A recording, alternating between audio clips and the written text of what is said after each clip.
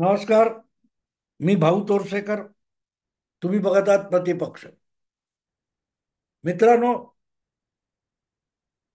उत्तम शिराळकर नावाचे doctor, surgeon आणि सायकियाट्रिस्ट लंडनला असतात आणि त्यांनी एक प्रयोग आरंभलेला आहे. माझ्या व्हिडिओवर एक इंग्रजी टिप्पणी करणारं असं व्हिडिओ आणि यूट्यूब त्यांनी चालू करायचं ठरवलेलं आहे. आणि त्याच्या पहिल्या व्हिडिओची लिंक मी मुद्दाम इथे या व्हिडिओच्या खाली डिस्क्रिप्शन बॉक्समध्ये दिलेली आहे. ज्यांना माझे व्हिडिओ इंग्रजीमध्ये समजून घ्यायचे असतील, ज्यांना मराठी समजत नसेल, त्यांच्यासाठी ती एक सोय होऊ शकते. आणि म्हणून मी मुद्दाम त्या शिराळकरांच्या व्हिडिओची लिंक इथे दिलेली आहे. ज्यांना आवश्यक वाटेल त्यांनी मुद्दाम त्यांच्या शिराळकरांच्या यूट्यूबवर जाऊन तिथे बघावं, आवडलं तर सबस्क्राईब करावं. मित्रांनो, माझा आजचा विषय जो तुमच्यासमोर मांडायचा आहे तो आहे दिल्लीच्या विधानसभा निवडणुकीच्या निकालापेक्षाही जे भयंकर संकट महाविकास आघाडी किंवा इंडी आघाडी यांच्यासमोर आवासून उभं आहे, त्याविषयी या बिगर भाजप किंवा भाजप विरोधी पक्षांना सावध करणारं प्रश्नचिन्ह मी तुमच्यासमोर मांडतोय.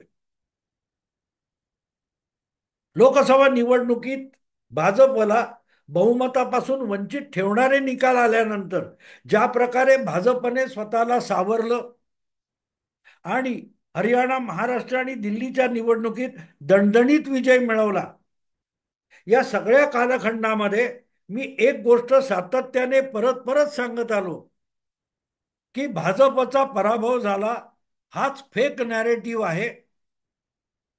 कारण भाजपचा पराभव झालेला नाही, भाजपच्या जागा कमी झालेल्या आहेत. कारण भाजप जो मोदी पूर्व काळामध्ये साधारणतः 25-30% अलीकडे येऊन अडकलेला होता, कधी 27-28% मतं मिळवत होता, तो भाजप मोदींच्या कालखंडामध्ये 2014 मध्ये 31% गेला, 2019 मध्ये 38% गेला आणि 2024 मध्ये 24% मतं मिळवून 37% मतं मिळवण्यापर्यंत भाजप गेला. तर भाजपचा पराभव कसा काय होऊ शकतो? 31% मतांमध्ये भाजप 282 जागा मिळवत असेल तर मग 37% मतावर 240 जागा मिळाल्या म्हणून भाजपचा पराभव झाला असं म्हणता येत नाही. जसं डकवर्थ लुईस क्रिकेटमध्ये म्हणतात की परिस्थितीनुसार खेळाचं स्वरूप बदललं म्हणून एखाद्या संघाला कमी ओव्हर्स खेळायला मिळतात, तसा काहीसा प्रकार असतो. पण असो, त्या विषयात आत्ता जायची गरज नाही. मी सतत लोकसभेनंतर सांगत आलो की भाजपचा पराभव झाला हाच फेक नॅरेटिव्ह आहे. ज्या परिस्थितीमध्ये मतदान झालं त्यात भाजपने केलेला आळस, भाजपच्या कार्यकर्त्यांनी दाखवलेला आळस, निष्क्रियता, संघाचा अलिप्तपणा आणि भाजपमधले जे काही नेत्यांमधले आपसातले हेवे दावे होते त्याचा एकत्रित परिणाम, अधिक महावि काय ते इंडी अलायन्स म्हणून विरोधी पक्षांनी दाखवलेली एकजूट, याचा जो संयुक्त परिणाम होता, त्यामुळे भाजपच्या जागा कमी झाल्या, विरोधकांच्या जागा वाढल्या. पण तरीही मोदी तिसऱ्यांदा पंतप्रधान झाले. आणि मग तिसऱ्यांदा पंतप्रधान झाले तरीही भाजप आणि मोदी सरकार लंगडं आहे. त्यांना नितीश कुमार आणि चंद्रबाबू नायडू यांच्या मेहरबानीवर सरकार सत्ता चालवावी लागते. त्यामुळे हे सरकार सगळ्यात दुबळं आहे आणि ते कधीही पडू शकतं. ही थिअरी निकालाच्या पहिल्या दिवसापासून 4 जून पासून सांगितली जात होती आणि तेव्हापासूनच मी तिचा विरोधक राहिलेलो आहे. मोदी सरकार अल्पमतात आलेलं आहे, त्याला आघाडी सरकार म्हणून काम करावं लागतंय, ही वस्तुस्थिती मी नाकारत नाही. पण अल्पमतात भाजप आहे, तरीही 293 ही एनडीएची संख्या आहे. आणि एनडीए सरकार म्हणून मोदी हे बहुमतात आहेत. पंतप्रधान म्हणून त्यांच्या नेतृत्वाखाली एनडीएनी निवडणूक लढवलेली होती. त्यामुळे 293 हे जे खासदार निवडून आले एनडीएचे, हे सगळे मोदींना पंतप्रधान बनवण्यासाठीच मतदाराने निवडून दिलेले खासदार होते. त्यामुळे मोदींना अल्पमत मिळालेलं नाही, मोदींना बहुमत मिळाले, भाजपला अल्पमत मिळालेलं. हे मी परत परत सांगत होतो. आणि त्यामुळे 240 भाजपचे खासदार अधिक 53 मित्र पक्षांचे खासदार, असं जे गणित एनडीएचं आहे, त्यामध्ये मोदींनी बनवलेलं सरकार हे दुबळं किंवा लेचपेचं बिलकुल नाही. आणि म्हणून मोदी अजिबात सरकार कधी पडेल या भीतीखाली कारभार करणार नाहीत, हे मी 4 जून पासून सातत्याने सांगत आलेलो आहे. आणि म्हणून वक्फ बोर्ड असेल, एनआरसी असेल, किंवा इतर अनेक अगदी मित्र सेक्युलर पक्षांना अडचणीत आणणारे विषय सुद्धा मोदीजींनी बेधडक घेतलेले आहेत. वन नेशन वन इलेक्शन असे विषय मोदींनी घेतलेले आहेत. आपल्याकडे हक्काचं बहुमत नसताना मोदी असे विषय घेतात, संसदेत आणतात, तेव्हा आपलं सरकार पडण्याचा धोका पत्करत असतात. आणि मोदी जेव्हा असा धोका पत्करतात, तेव्हा त्याचा अर्थ सरळ असतो की आपलं सरकार पडेल किंवा पाडलं जाईल याची काडी मात्र भीती मोदींना नाही. उलट विरोधी पक्षांनी सरकार पाडायचं तर पाडून दाखवावं, असं आव्हान, चॅलेंज एक प्रकारे मोदी देत आहेत. हे मी वारंवार सांगत होतो. आणि त्याची मीमांसा मी अशी केली होती की विरोधक सरकार पाडेल, विरोधक सरकार पाडतील याची मोदींना भीती नाही, उलट उत्सुकता आहे. सरकार पाडलं गेलं तर मोदींना हवं आहे नितीश किंवा चंद्रबाबू नायडू सरकार पाडतील याची भीती मोदींना नाही. ते पाडणार असतील विरोधकांच्या मदतीने तर सरकार पाडावं हीच मोदींची इच्छा आहे. हे मी यापूर्वी सांगून झालेलं आहे. आणि त्याचं कारणही सांगितलंय की ज्या वेळेला लोकसभेची मुदत अजून 4.5-5 वर्ष आहे, अशा वेळेला सरकार पाडलं तर सरकार पाडून भागत नाही, पर्यायी सरकार बनवावं लागतं.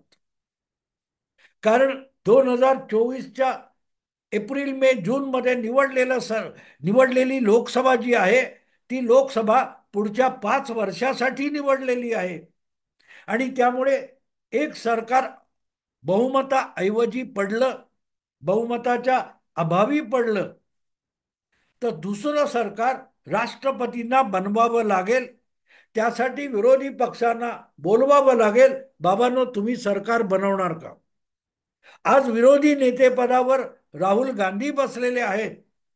त्यामुळे सरकार पाडलं गेलं तर विरोधी नेते पदावर बसलेल्याला राष्ट्रपती सरकार बनवण्यासाठी आमंत्रित करतील.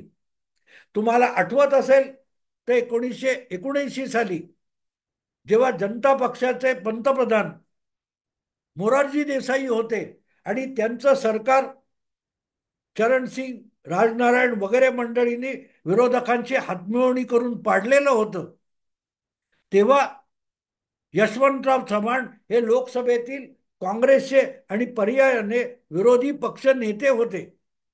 त्यांना तत्कालीन राष्ट्रपती संजीव रेड्डी यांनी बोलावलं आणि सांगितलं की तुम्ही सरकार बनवू शकता का बघा, पर्यायी सरकार बनवा. यशवंतरावांनी नाही म्हटलं. 1999 मध्ये याच प्रकारे वाजपेयींचं सरकार पाडलं गेलं होतं. आणि जेव्हा राष्ट्रपतींनी सोनिया गांधींना बोलवलं की तुम्ही सरकार बनवू शकता का, कारण सोनिया गांधी संसदेतल्या काँग्रेस पक्षाच्या विरोधी नेता होत्या. सोनिया गांधींनी प्रयत्न केला पण जमलं नाही आणि पर्यायी सरकार बनलं नाही. तेव्हा प्रत्येक वेळेला लोकसभा बरखास्त करावी लागली. 1991 मध्ये तेच झालं. 1979 साली तेच झालं. 1998 मध्ये आणि 99 मध्ये तेच झालं. त्यामुळे आज 2024 मध्ये जी लोकसभा निवडणूक निवडलेली आहे, ती लोकसभा निवडणूक 5 वर्षासाठी लोकसभा निवडून देणारी आहे. अशा लोकसभेमध्ये अवघ्या 6 महिन्यामध्ये, 8 महिन्यामध्ये, 1 वर्षामध्ये नरेंद्र मोदी सरकार अल्पमतामुळे पराभूत झालं, तर पराभूत करणाऱ्या विरोधी पक्षांना पर्यायी सरकार बनवावं लागेल. त्यामुळे सरकार पाडणं ही एक गोष्ट आहे आणि सरकार बनवणं ही दुसरी गोष्ट आहे. सरकार पाडता येईल, पाडणं सोपं आहे, पण सरकार बनवणं हे तेवढं सोपं गोष्ट काम आहे का याचा विचार करा. आणि म्हणून सरकार पाडण्याच्या गोष्टी जेव्हा होतात तेव्हा एक विसरता कामा नये, सरकार बनवावं सुद्धा लागेल. आणि ही जी दुसरी बाजू आहे, मोदी सरकार पडेल का याचा विचार करणाऱ्यांच्या डोक्यात दुसरी बाजू येत नाही, की सरकार पाडलं गेल्यानंतर सरकार बनवावं सुद्धा लागतं. आणि ते बनवायचं असेल तर मग बहुमताचा आकडा दाखवावा लागतो. नितीश कुमार किंवा चंद्राबाबू नायडू यांना एनडीए मधून फोडून सरकार पाडता येईल, जसं सोनिया गांधींनी जयललितांना वाजपेयींचा पाठिंबा काढून घ्यायला लावला आणि वाजपेयी सरकार पराभूत झालं.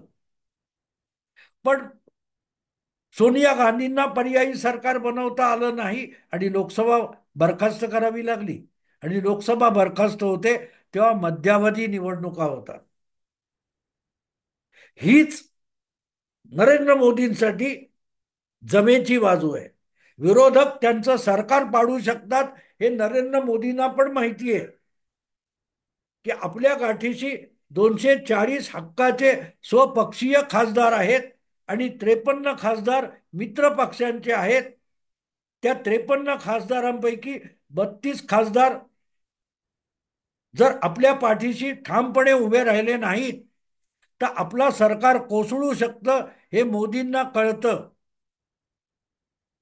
पण हे 32 खासदार आपल्या बाजूने उभे राहिले नाहीत तर ते विरोधकांच्या गळाला लागतील का, हा सुद्धा शंकास्पद विषय आहे. त्यामुळे आपलं बहुमत उधळून लावलं गेलं तर विरोधकांचं बहुमत जमेलच अशी कुठलीही खात्री नाही, हे मोदी ओळखतात.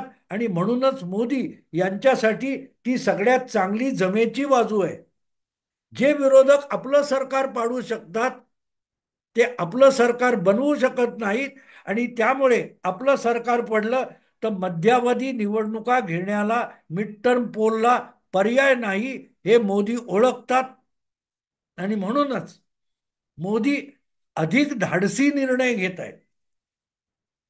आपलं सरकार पाडलं जाण्याची भीती मोदींना नाही, कारण पाडलं गेलं तर मोदींनाच हवं आहे, कारण मोदींना मध्यावधी निवडणुका पाहिजे आहेत.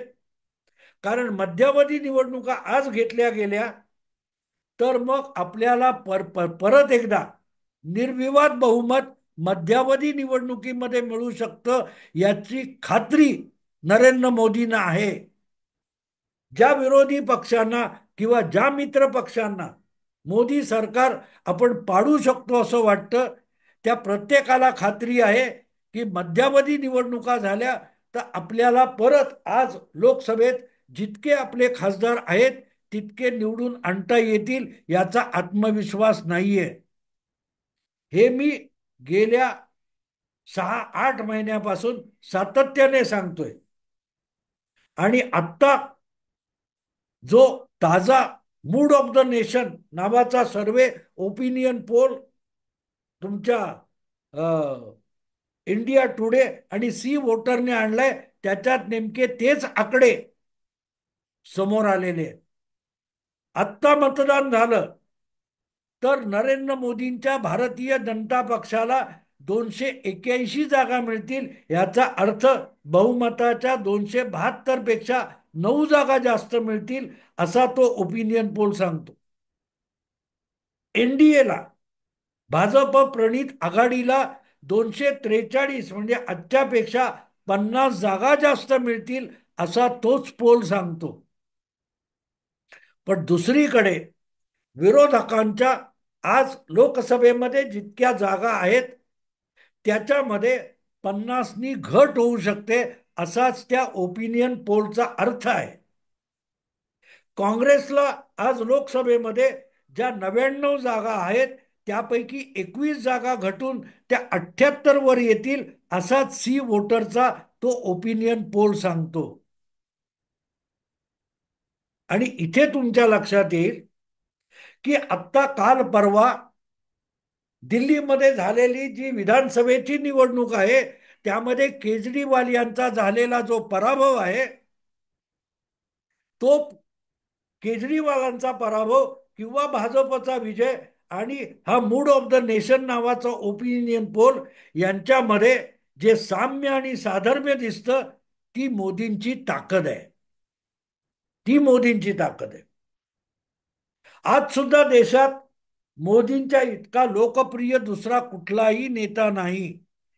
देशामध्ये सर्वाधिक मतदारांचा ज्याच्यावर निर्विवाद विश्वास आहे असा सर्वात लोकप्रिय नेता कोण आहे तर नरेंद्र मोदी आहे. राहुल गांधी त्यांच्या जवळपास येऊ शकत नाहीत इतके मागे आहेत. आणि बाकीच्या नेत्यांची गोष्टच सोडून द्या. भारतीय जनता पक्षाची लोकप्रियता त्याला एकपक्षीय बहुमत देण्याइतकी आहे. पण गेल्या लोकसभेमध्ये जितकं यश भाजप विरोधी पक्षांना मिळालं तितकं यश त्यांना लोकसभा निवडणुकीत मध्यावधी लोकसभा निवडणुकीत टिकवणार येणार नाही याचीच ग्वाही हा ओपिनियन पोल देतो हे लक्षात घेतलं पाहिजे. आणि म्हणून हरियाणा, महाराष्ट्र आणि दिल्ली या 3 विधानसभा लागोपाठ झाल्या त्यामध्ये जो बिगर भाजपा पक्षांचा दारुण पराभव झालेला आहे आणि प्रामुख्याने देशातला प्रमुख विरोधी पक्ष असलेल्या काँग्रेसला या लागोपाठच्या 5 विधानसभा निवडणुकीमध्ये जो दणदणीत पराभव स्वीकारावा लागलेला आहे त्याच्यावर लोकसभेत काय होईल हेच हा ओपिनियन पोल सांगतो. की आज तरी मोदींना लोकसभा निवडणुकीत हरवण्याची क्षमता काँग्रेस पक्षामध्ये नाही. आणि काँग्रेस प्रणित जी इंडी आघाडी आहे त्या इंडी आघाडीमध्ये सुद्धा तशी कुठलीही ताकद नाही. इतका दणका दिल्ली विधानसभेने दिलाय त्याच्या पुढचा धक्का या ओपिनियन पोलने दिलेला. दिल्लीचं मतदान असं का झालं याचं उत्तर मूड ऑफ द नेशन या इंडिया टुडे आणि सी वोटर पोल मध्ये आपल्याला मिळू शकतं. आज सुद्धा मोदी नुसते लोकप्रिय आहेत असं नाहीये तर मोदींना अन्य कुठलाही पर्याय भारतीय मतदारांसमोर नाहीये. भारतीय जनता पक्षाला राजकीय निवडणुकीमध्ये पर्याय ठरू शकेल असा कुठलाही पक्ष मतदाराच्या दृष्टीपथात नाही. आणि भाजप प्रणित एनडीए आघाडीला पराभूत करू शकेल अशी दुसरी कुठलीही आघाडी आज तरी मतदाराच्या विचारात आणि दृष्टीपथात नाही याची साक्ष हा मूड ऑफ द नेशन नावाचा ओपिनियन पोल देतोय हे लक्षात घेतलं पाहिजे. आणि म्हणून मग आपल्याला या निष्कर्षाप्रत यावं लागतं की जो दिल्ली विधानसभेत केजरीवाल यांच्या पक्षाचा पराभव झाला आणि काँग्रेस आणि आम आदमी पार्टी यांनी परत एकदा लोकसभेनंतर एकजूट दाखवली नाही म्हणून तो पराभव झाला असा युक्तिवाद हास्यास्पद आहे. ते एकत्र असताना सुद्धा लोकसभा निवडणुकीत दिल्लीच्या मतदाराने त्या दोनही पक्षांना लोकसभेत नाकारलेलं होतं. विधानसभेत ते एकत्र आले असते तरीही दिल्लीच्या मतदाराने त्या दोघांनाही मिळून सरकार बनवण्याला साफ नकार दिला असता. कारण दिल्लीच्या मतदाराला आता डबल इंजिन सरकार पाहिजे. केंद्र सरकारशी भांडणारं दिल्लीचं राज्य सरकार दिल्लीच्या मतदाराला नको आहे. आणि दुसरी गोष्ट, दिल्लीच्या केंद्र सरकारबरोबर सतत पंगा घेऊन आपल्या आपल्या राज्यातल्या विकास योजनांचा बट्ट्याबोळ करणारं कुठलंही सरकार कुठल्याही राज्यातला मतदाराला नको आहे. इतकाच त्या mood of the nation opinion पोलचा अर्थ आहे. आणि तोच अर्थ दिल्लीच्या विधानसभा मतदानातून व्यक्त झालेला आहे. आणि म्हणून मी म्हणतो की दिल्लीच्या अवघ्या 7 लोकसभा जागा असलेल्या राज्याचा विधानसभेचा जो कौल आहे त्याला अधिकृत मान्यता देणारा ओपिनियन पोल हा मूड ऑफ द नेशन मधून समोर आलेला आहे. आणि तिथे आपल्याला एका गोष्टीचं उत्तर मिळतं की अल्पमतात गेल्यानंतर सुद्धा नरेंद्र मोदी पंतप्रधान म्हणून एकामागून एक धाडसी निर्णय घेऊन आपलं सरकार पाडलं जाऊ शकेल या आव्हानाशी पंगा का घेत आहेत, का टक्कर देत आहेत. कुठलीही विरोधकांची तमा न बाळगता आपल्या पाठीशी प्रचंड बहुमत असल्यासारखे मोदी लोकसभेत, संसदेत आणि प्रशासकीय व्यवहारात का वागतात याचं उत्तर या इंडिया टुडे सी वोटर पोलमध्ये आपल्याला मिळतं. तेच उत्तर आपल्याला दिल्ली विधानसभेच्या निकालामध्ये मिळतं. किंबहुना मी असं म्हणेन की दिल्लीच्या मतदाराने जो कौल दिला त्यामधून इंडी आघाडी, आम आदमी पार्टी आणि काँग्रेस जितकी खच्ची झालेली नाही त्यापेक्षा मोठा दणका या mood of the nation opinion पोलने इंडी आघाडीला दिलेला आहे. बघू पुढे काय होतं. आत्ता थांबतो. आवडलं लाईक करा, शेअर करा आणि प्रतिपक्षाला सबस्क्राईब करा. नमस्कार.